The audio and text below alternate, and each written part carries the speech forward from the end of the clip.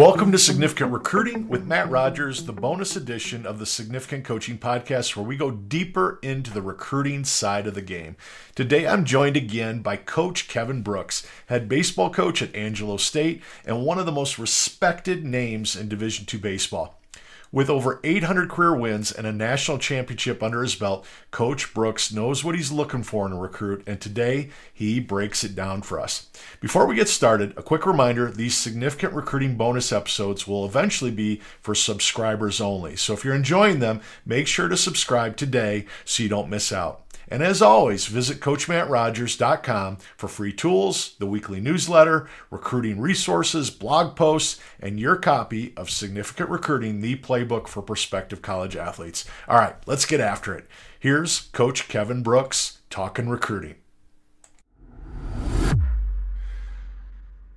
Coach, thanks so much for being a part of this. My book's called Significant Recruiting. I was a college coach for so long, and then I was a college scout for 10 years, and I worked with about 4,000 families just on recruiting and trying to get their mind right.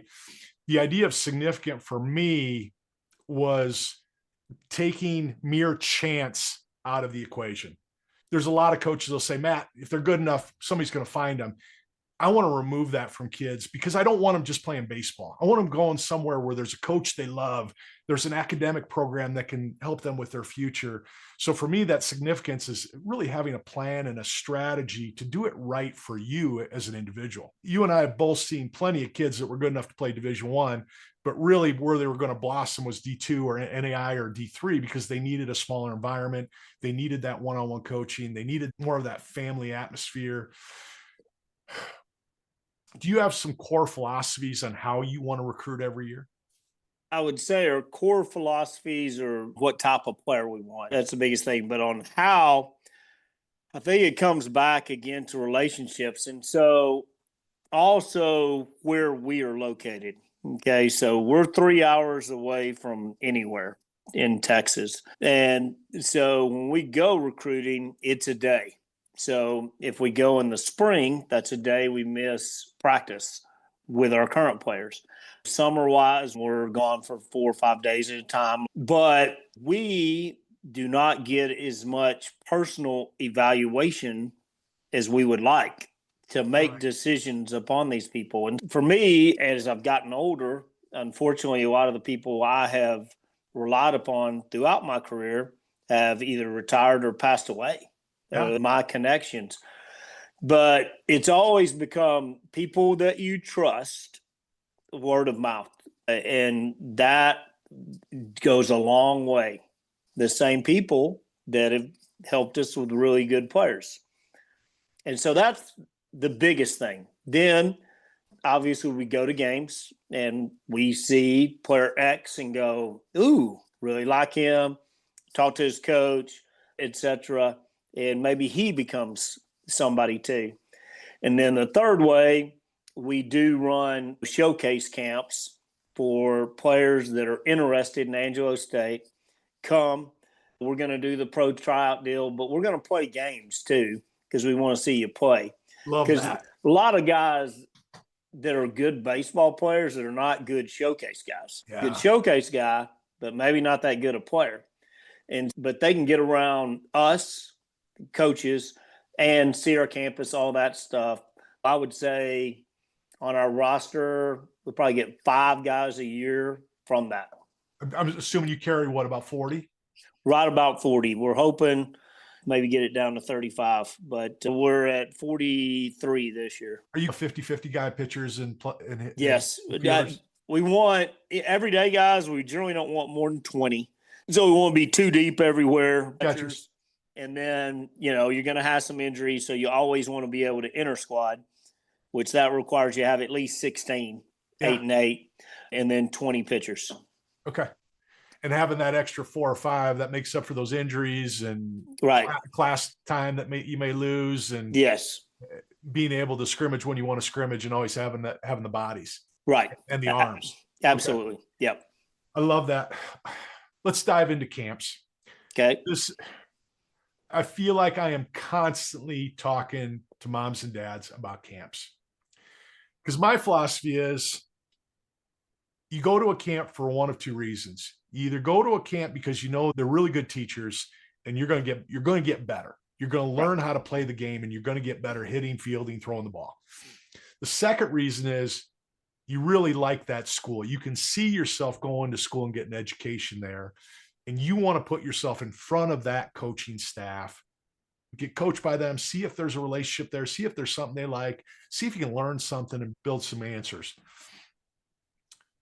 How many kids will come to your ID camps? We try to cap it at 60. Okay. So that way, so we have a unique setup where we've got a big old intramural field behind, and we do all the metric stuff there, and then we play a game with 2 teams. So we try 4 teams of 15 and anyway, so we're about 60. It seems ideal. I had a mother and father. They were talking to me about helping their younger son with being recruited for baseball. And they go, the kid was late in his junior year. Nobody was talking to him. Good player. And mom and dad go, we don't know what the problem is. Our other son got an offer at the end of his sophomore year, and that was it. And I go, well, tell me how the offer worked. He go, we went to the camp at University of Louisville, and he was walking off the field, and the coach came up and said, hey, we're going to pay half education, half baseball, and we're going to take care of you. And that was it. And that's where he went. And I go, Mom, how many other kids were at that camp? And she goes, she looked at her husband, and she goes, about 160, I think. And I go, how many other kids got that same offer? And they looked at each other, and I go, as far as we know, our son was the only one. I go, that's what you have to understand about recruiting. Right. You got to understand there's only so many kids that are going to get an offer at a camp, if any at all. Because I would imagine of that 60 that come to your camp, there might be 25 that you're like, I'm not sure they can play dead in a cowboy movie, let alone play baseball at our level. You're generally pulling aside 2, maybe 3. 5 if it's great. How are you and your staff dealing with 60 kids? Because how long will a camp last? We start at 11. We're generally done. We're done when we're done. Right. Generally anywhere 4 to 5 o'clock. So you're spending 5 to 6 hours with these kids, 60 kids.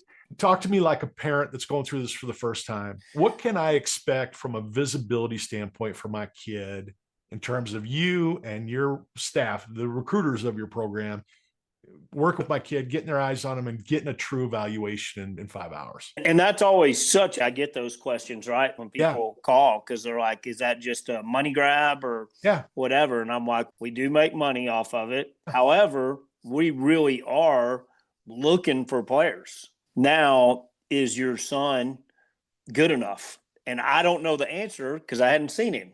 For example, we run 60s. For us, if you look at, we're the fastest team in NCAA baseball, regardless of division. So if you can't run below a 7, you can do other things that you got to cover for that. And then you go out and you run a 6.6 or something. Now, all of a sudden, our eyes light up. Then throwing velocity. And so everything really is metric based. And that's where we talked about the showcase guy. So you may have a guy that shows up, he runs a 6.5, he throws 92, exit velocity 97, 100. Everything's there. And then you go put him in the game and you're like, oh. And then you may have the guy that runs the 7.2 that throws 78 miles an hour across the infield. And then you watch him play and he's in the right place backing up. He is hitting the ball where it's pitched. He can handle the bat. He lays down a drag bunt because the third baseman's back. His baseball IQ. And you're like, oh, that dude actually knows how to play baseball. Now, we can get him here. We can make him stronger. We can make him faster. He may not throw 100, but we can get him where he's a level to play because his baseball IQ. And so we try to give them a chance to show what they can do. As you said, though, the vast majority are not at the numbers that are required to even get in the conversation. I think for some of them, they just enjoy going and playing against some different people. So I think it depends on your reasoning, but it's always really difficult to answer that question because I don't know how good your son is because I hadn't seen him. But we're going to know. The other thing, we always invite, the other local schools and stuff to come. Yeah. And then we've got all the data and we give that to them in order they can use that to send to other schools. And it's verified by us. So we're trying to do everything we can to help them in their journey towards trying to play college baseball. Fantastic. And going back to what you were saying, you don't want to miss out on Bartola Colon and Kevin Euclid walking onto your field either, that don't have the body type and surely aren't going to run a 6'6". And I would imagine those numbers changed a little bit for corner infielders and catchers. They change for everything. For us, we don't want anybody that can't run. Yeah. It doesn't matter if you hit 40 home runs. Now, if you hit 40 home runs, then we got to think about it. Yeah, there are always outliers, but we would everybody be able to run. But we've got guys that can't run here that play and are huge contributors, and they do different things. But you can't teach speed, which is funny because, I was slow as could be. Generally, most coaches recruit players that were like them. Thank goodness I recruit way better than me. For anybody out there, when you hear coach talk about 60s, it's 60-yard dash. Tell me if I'm wrong with it. The 60-yard dash time. Right. Under 7 talks a lot about how quickly you can move laterally and how quickly you can get to a ball in the outfield. Not just running the bases, but how much space you can run up and get those gaps on the infield. Yeah, I mean, there are so many more tools. 60 is probably a little more antiquated with all the stuff that we have access to. But in a camp setting, being able to get a large number of people and get accurate data, that's probably still one of the better ones to measure. And it's just, these are such easy things for a family to get their hands on now. To get tested a little bit is really a smart idea, I would think. Test your 60-yard dash with your track coach if the baseball coach doesn't have that ability.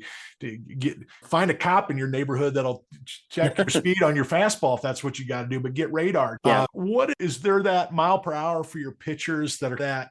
Yeah, he hits the strike zone. He can paint that. He can paint that strike zone, but man, he only throws. I don't know. It's changed. So, like when we first started, actually, he's I think he's one of our top pitchers. But he was a high school kid, big kid, 6'4", probably 190 coming out of high school, 82, 84. But arm work, and he could pitch, and he pitched it at one of the better high school programs in Texas, and won in that district. And so we got him when he left here. He's 92, 94. But wow, 10.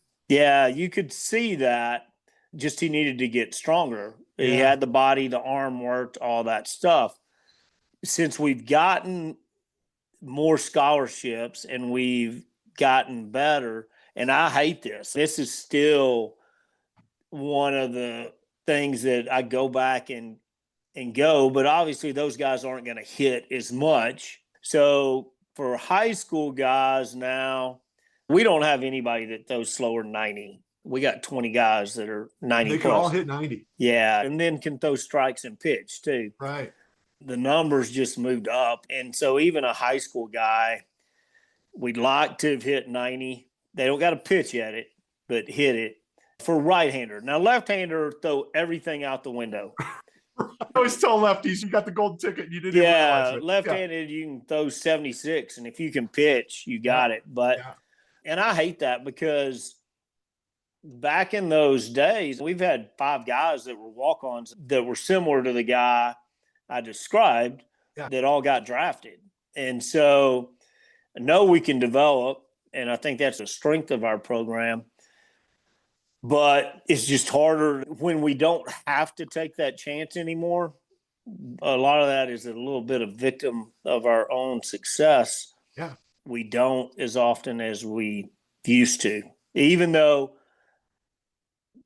seeing somebody. So if I see a 6'4" string bean guy that's throwing 84 and go, okay, I can put 50 pounds on that guy easy and the arm works.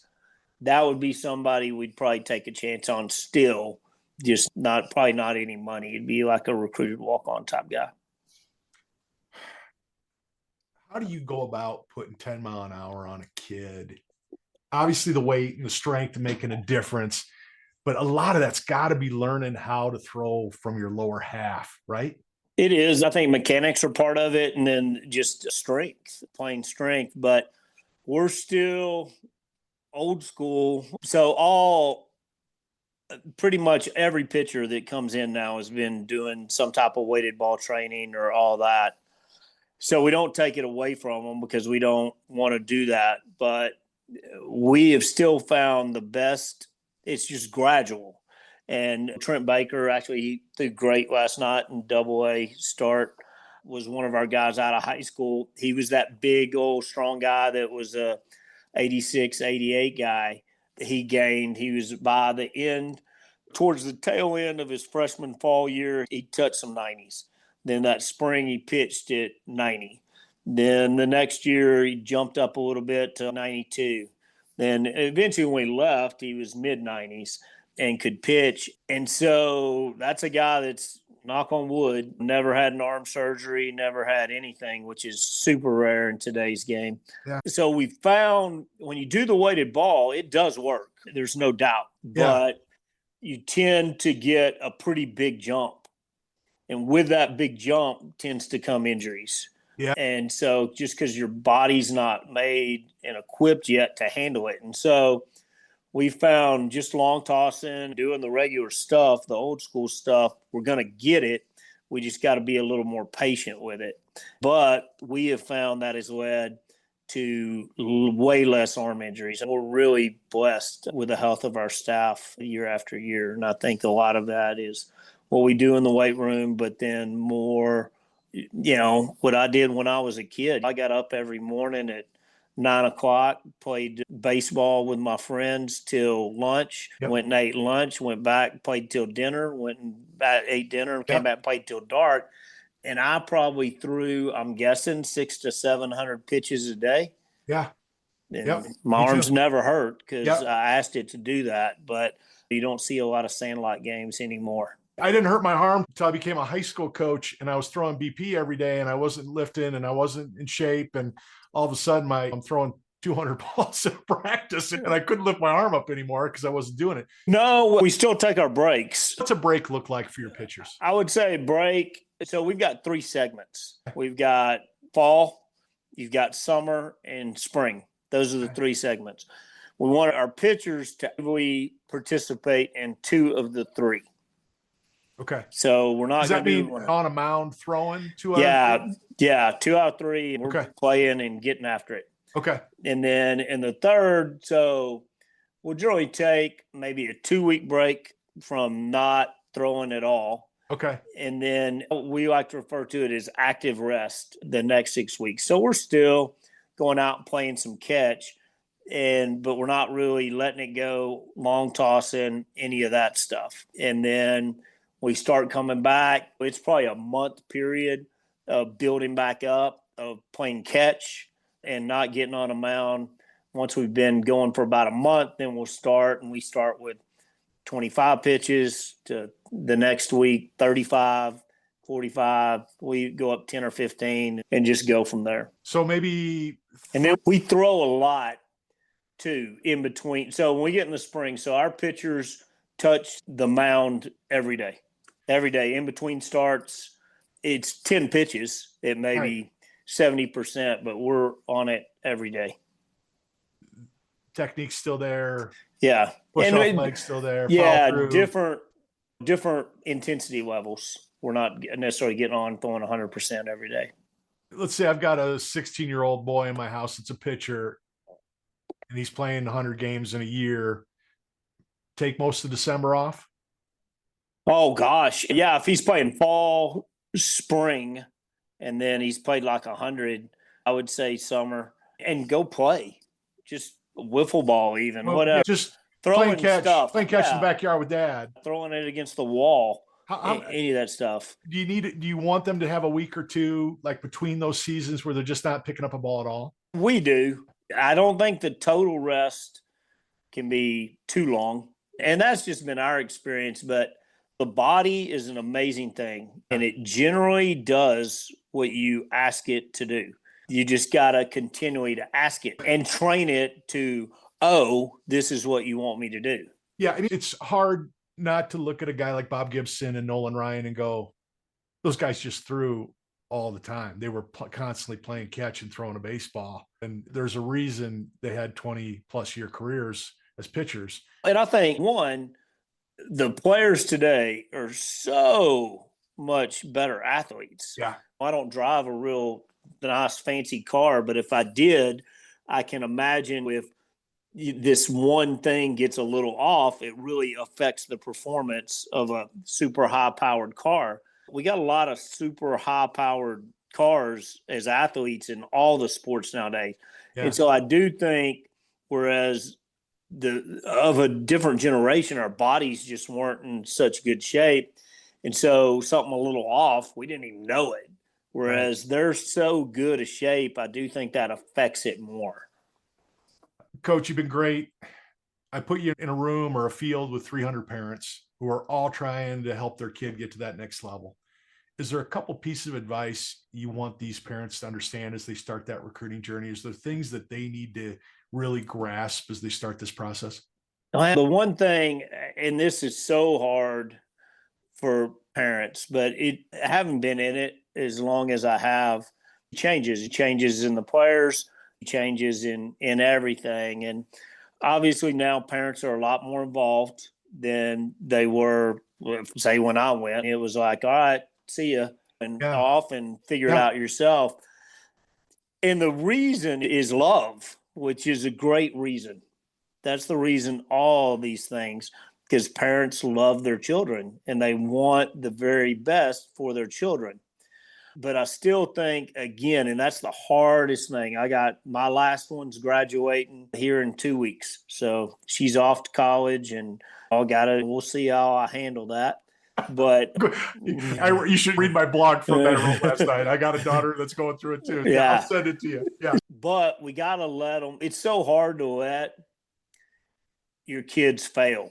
Yeah. It's the hardest thing as a parent, to sit back and go, man, I don't think, but they got to. And so I think you've got to be there to guide, because a lot of times maybe they don't. So for example, we're offering you a scholarship, okay? And we're saying, hey, we're going to give you, we give actual dollar amounts. So we're going to give you $2,000, school costs $20,000, you're going to owe 18. But parents do know some questions to ask on that. Okay, can I get academic? No, we're going to tell you all that. We're going to try to get you as much as we can. But I think being there to ask that.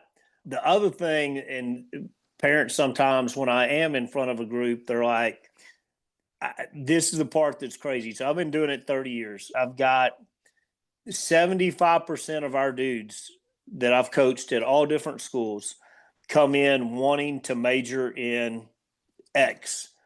And like I say, only about 25% end up majoring in that. Right. So you want to make sure you're going to a good school with a lot of different opportunities. But let's say you want to be an oceanographer. Okay. There aren't a lot of schools that have that. That's right.